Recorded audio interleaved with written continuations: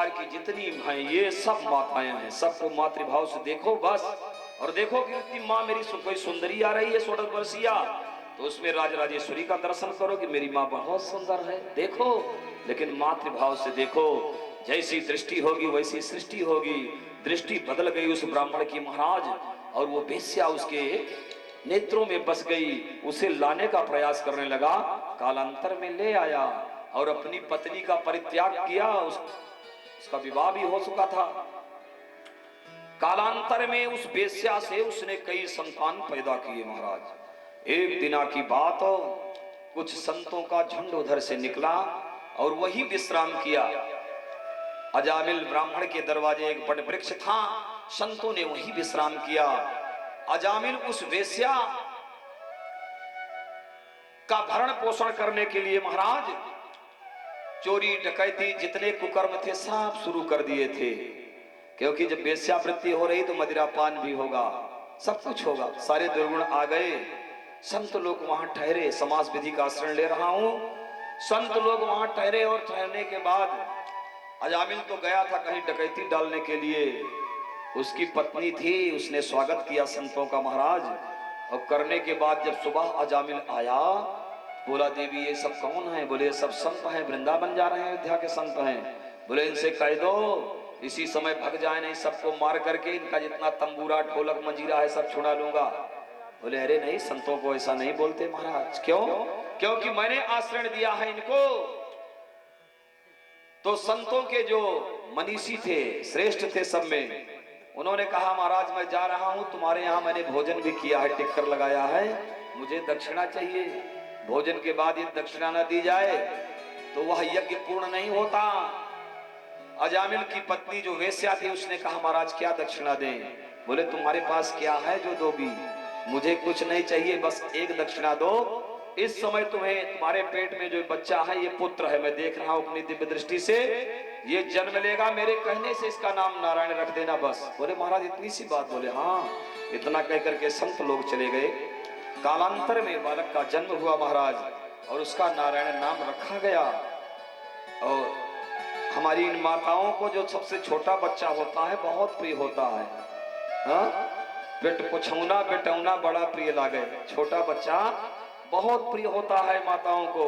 और पिता को भी उठते बैठते सोते जागते चलते फिरते, बेटा नारायण मेरा बिस्तर लगाना, बेटा नारायण मेरे लिए जल लाना, बेटा नारायण 2 रोटी और लाना।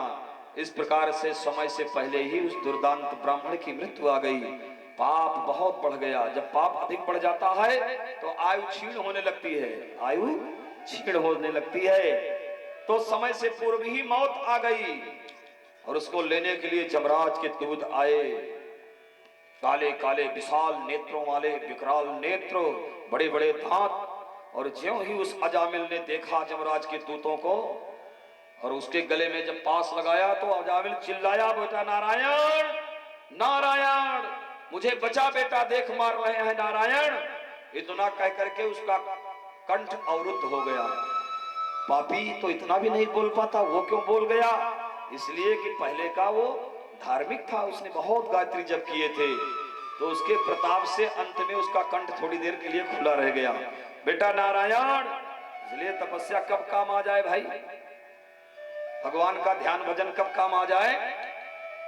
नारायण नारायण। और भगवान के पार्षद दूत जा रहे थे ऊपर से विमानारूढ़ होकर के। बोले मेरे परम प्रभु को कौन पुकार रहा है, चलो देखते हैं। देखा तो अजामिल ब्राह्मण महापापी नारायण नारायण कर रहा था। जमराज के दूत उसके कंठ में पास लगा दिए थे। बोले हटाओ, क्यों लगा दिया?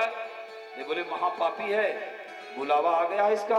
बोले ये पापी है, मेरे प्रभु का नाम ले रहा है, हटाओ इसको जल्दी। यमदूतों में और पृष्ठदूतों में संवाद हो गया। यमदूतों ने कहा मैं जानता हूं धार्मिक कौन है, धर्म क्या है। बोले बताओ। बोले वेद प्रणहितो धर्मो ह्य धर्मस्तद विपर्जयः वेदो नारायण साक्षात स्वयंभूरिति सुश्रुम। वेद प्रणहितो धर्म, वेदों ने जिस धर्म का प्रतिपादन किया है, जिस नियम का, वही धर्म है। वेदों के द्वारा कथित नियम ही धर्म है। और वेद क्या है? यमराज के दूत कह रहे हैं वेद क्या है? बोले वेदो नारायणो साक्षात, वेद साक्षात नारायण है। बोले मूर्खों, ये किसका नाम ले रहा था? बोलो, नारायण को तो पुकार रहा था। तो जो नारायण का नाम लेगा तुम उसे ले जाओगे कि हम ले जाएंगे? छोड़ इसको। इस प्रकार से अपमानित होकर के चले गए यमदूत, और यमराज से बोले महाराज अब मुझे मत भेजना। मृत्युलोक में डांट खानी पड़ी, सारी बात बताई। जब चिल्ला चिल्ला करके यमदूत यमराज से सारी बात बताने लगे कि वो लोग नारायण नाम पर मुझसे युद्ध कर रहे थे, तो यमराज ने कहा देखो यहाँ नारायण का नाम मत लो, हमारे नरक लोक में के मुंह पर हाथ रख दिया। यदि एक बार भी नारायण निकला तो जितने नरकवासी हैं सब वैकुंठ चले जाएंगे। चुप, ज्यादा मत बोलना। बोले इसी बात तो बता दो फिर किसको लेने जाया करें, किसको लेने न जाया करें।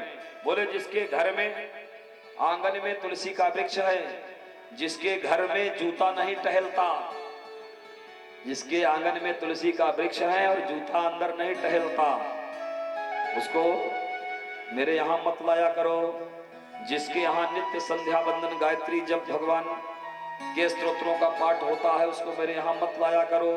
जो 24 घंटे में एक बार भी मेरे नाम का कीर्तन करता है उसे मत लाया करो। तमाम बता दिया।